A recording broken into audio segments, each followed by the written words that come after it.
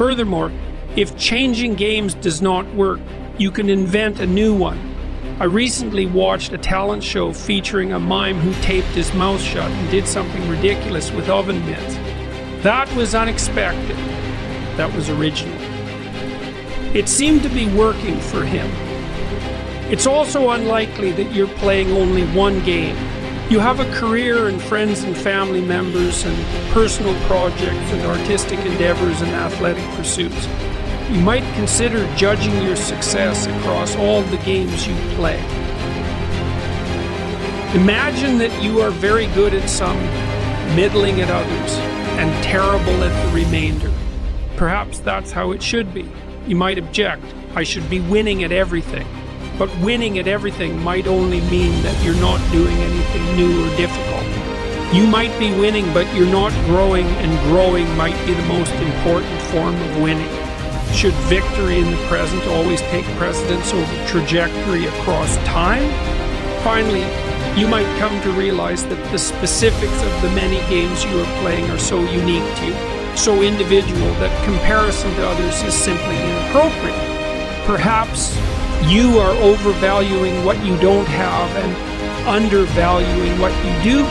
There's some real utility in gratitude.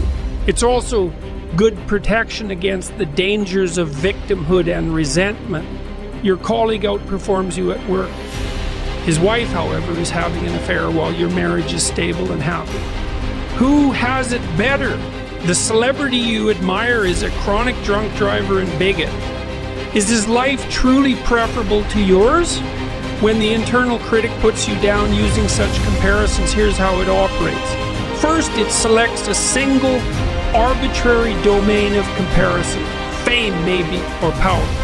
Then it acts as if that domain is the only one that is relevant. Then it contrasts you unfavorably with someone truly stellar within that domain. It can take that final step even further, using the unbridgeable gap between you and its target of comparison as evidence for the fundamental injustice of life. That way your motivation to do anything at all can be most effectively undermined.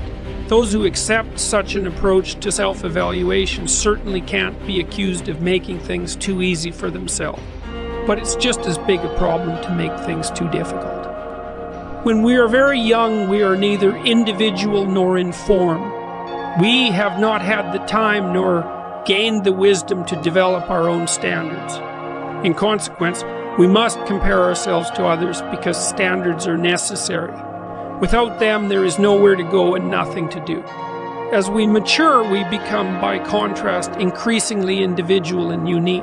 The conditions of our lives become more and more personal and less comparable with those of others. Symbolically speaking, this means we must leave the house ruled by our Father and confront the chaos of our individual being.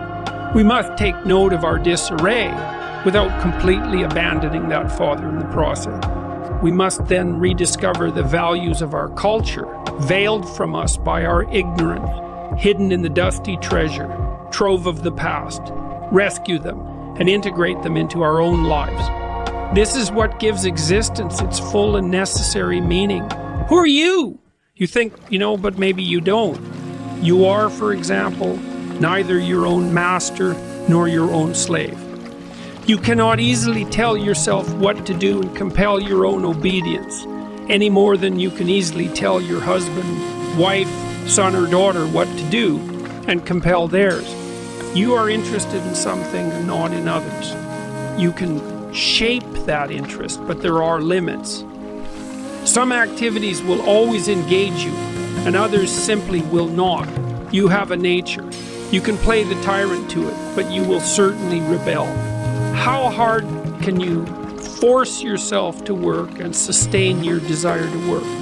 How much can you sacrifice to your partner before generosity turns to resentment? What is it that you actually love? What is it that you genuinely want?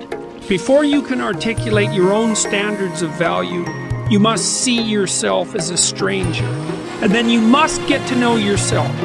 What do you find valuable or pleasurable? How much leisure, enjoyment, and reward do you require so that you feel like more than a beast of burden?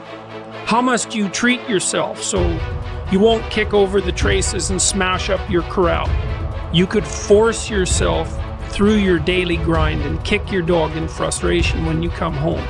You could watch the precious days tick by, or you could learn how to entice yourself into sustainable, productive activity. Do you ask yourself what you want? Do you negotiate fairly with yourself, or are you a tyrant with yourself as slave? When do you dislike your parents, your spouse, or your children, and why? What might be done about that? What do you need and want from your friends and your business partners? This is not a mere matter of what you should want. I'm not talking about what other people require from you or your duties to them. I'm talking about determining the nature of your moral obligation to yourself. Should might enter into it because you are nested within a network of social obligations. Should is your responsibility, and you should live up to it. But this does not mean you must take the role of lapdog, obedient and harmless. That's how a dictator wants his slaves. Dare, instead, to be dangerous. Dare to be truthful.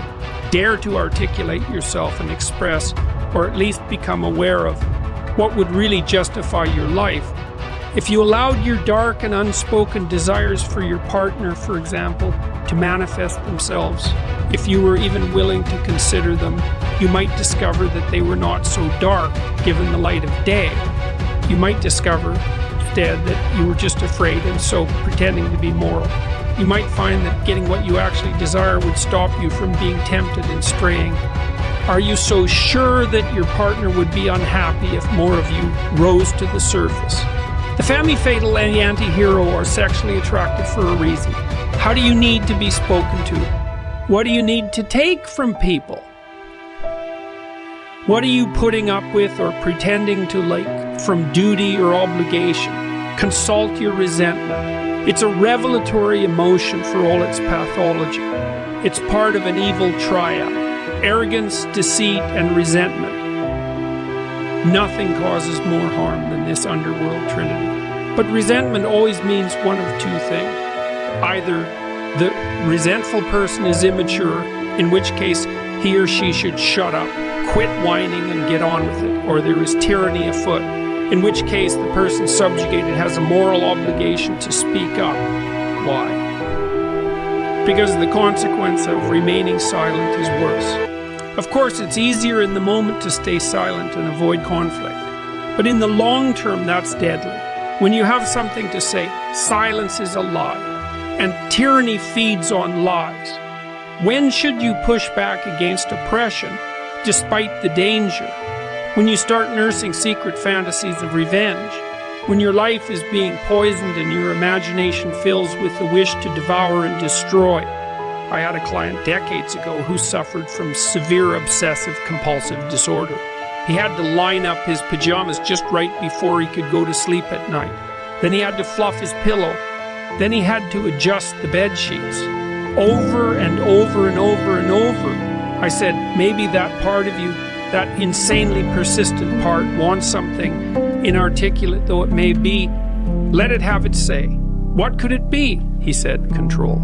I said, close your eyes and let it tell you what it wants. Don't let fear stop you.